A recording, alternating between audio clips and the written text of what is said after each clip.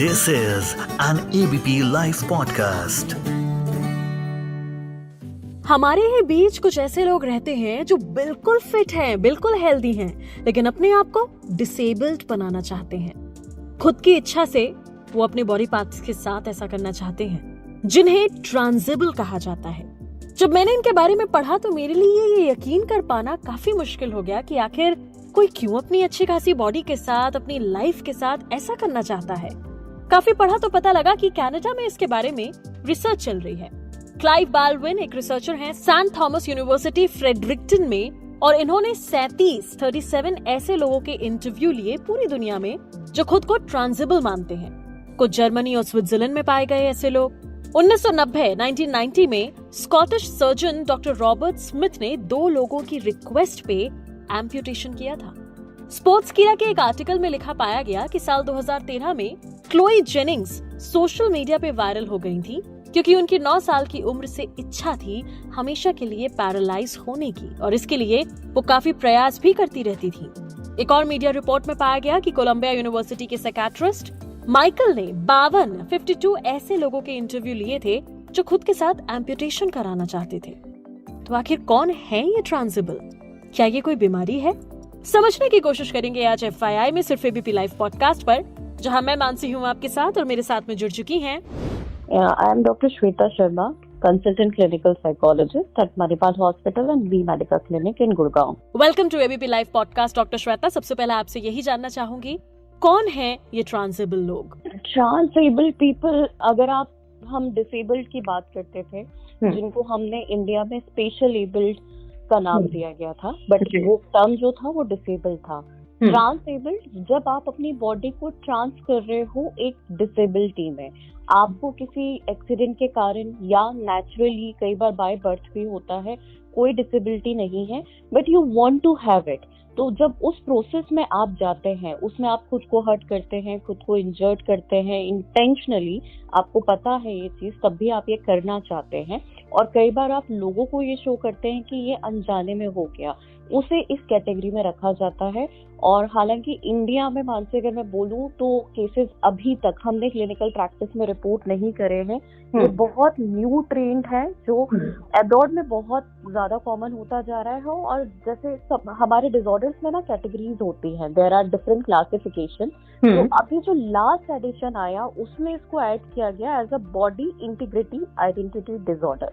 पहले होता था बॉडी आइडेंटिटी डिसऑर्डर कि आप किसी ना किसी एक पार्ट को, हम सब में होता है ना कि मुझे मेरा ये पार्ट पसंद नहीं है, तो उस पे हम साइकोथेरेपी करते थे, बट उसमें वो पसंद नहीं है सिर्फ कॉग्निटिव लेवल तक होता था, एक थॉट के लेवल तक पे होता था, उसके ऊपर वो कुछ और नहीं करते थे। हाँ, कई बार होता था प्लास्टिक सर्जरी के लिए जाना बहुत कॉमन था, लेकिन प्लास्टिक सर्जरी करके आप पॉजिटिव एस्पेक्ट में जाना चाहते हो, खुद को हर्ट नहीं करना चाहते थे। ये बिल्कुल उल्टा फॉर्म है, जहाँ पे आप खुद को हर्ट करके एक ऐसी कंडीशन में डालना चाहते हो जिससे कि आपकी जो नॉर्मल फंक्शनिंग है वो नॉर्मल नहीं रहेगी, उसमें डिस्टर्बेंस होगा, you know that, but still you want to do it, इसलिए उसे बॉडी इंटीग्रिटी कहा जा रहा है। और ये अभी ही ऐड हुआ है, which is like emerging measures and models. क्यों कोई अपनी इच्छा से ऐसा बनना चाह रहा है? क्या ये कोई बीमारी है? ये एक तरीके से मेंटल इलनेस है कि आपका सेल्फ एस्टीम, सेल्फ कॉन्फिडेंस पूरी तरीके से डिस्टॉर्टेड है। तो ये पहले इसके ऊपर काफी डिबेट रहा है कि कहीं कोई न्यूरोलॉजिकल डिसऑर्डर तो नहीं है, बट आई डोंट थिंक कि ऐसी कोई भी सपोर्टिव रिसर्च या स्टडीज मिली है।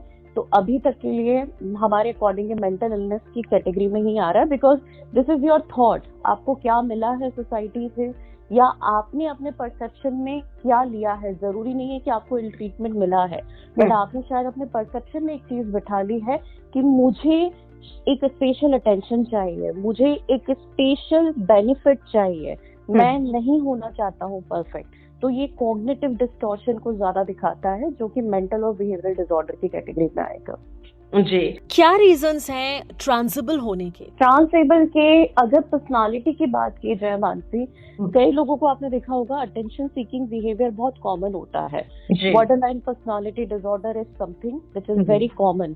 तो वो कुछ ना कुछ ऐसा करेंगे कि उनके ऊपर अटेंशन जाना चाहिए, बट वो मेंटल लेवल पे ज्यादा होता था कि बहुत ओवर सेंसिटिव होना, सुसाइडल अटेम्प्ट्स बहुत ज्यादा दिखाना या बहुत वल्नरेबल दिखाना, हर छोटी सी चीज पे बहुत ज्यादा एग्रेसिव हो जाना या मे बी इम्पल्सिव हो जाना, जिससे कि आपका ध्यान अलग से जाएगा। एक और पर्सनालिटी होती है जिनको आपने देखा होगा कि एक ओवर मेकअप होता है। मेकअप इज समथिंग जो एक नॉर्मल है और हम ऐसे कैरी करते हैं कि अलग सा ना दिखे, but there are some people जो बहुत ब्राइट मेकअप करते हैं, वो भी एक कैटेगरी होती है अटेंशन सीकिंग के लिए।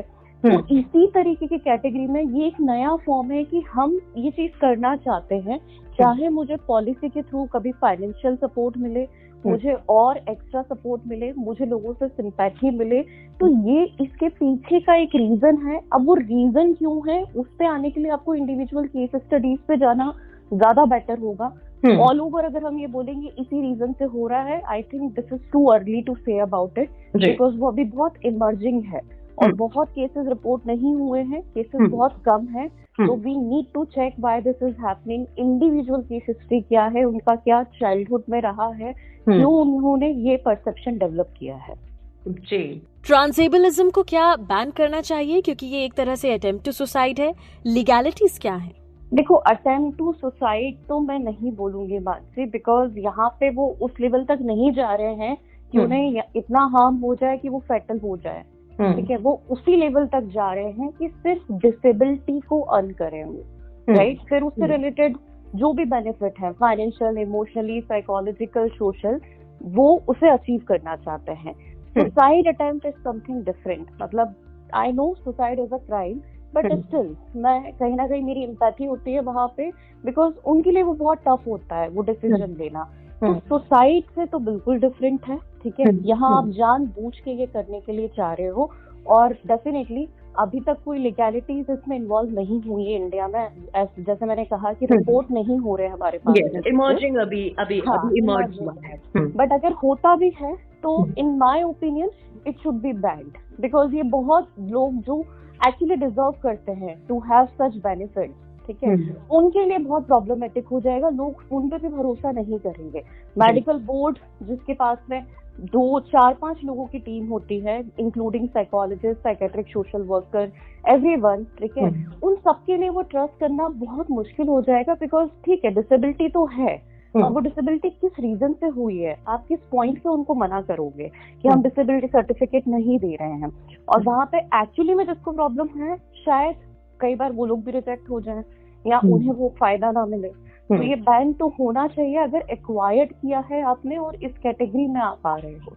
आपका इस बारे में लोगों से क्या कहना है? मानसी, सबसे first I would like to thank you because you know even I was surprised जब कल आपने मुझे टॉपिक बताया, I was surprised कि okay someone is talking about it। बहुत रेयर टर्म है, ठीक है।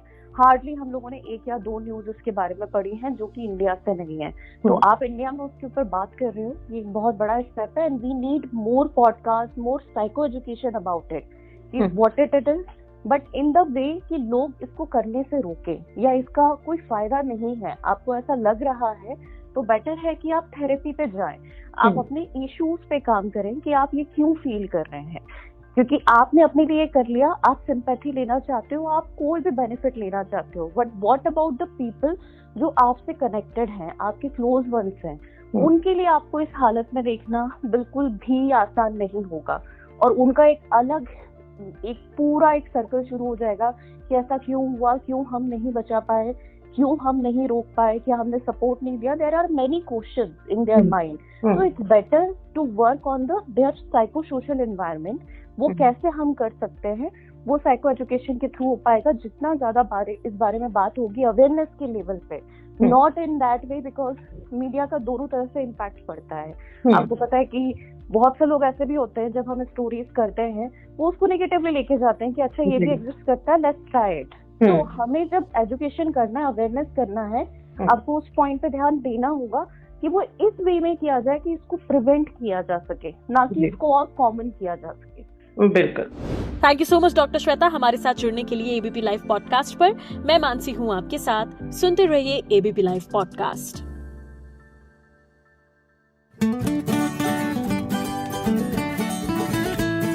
This is an ABP Live podcast.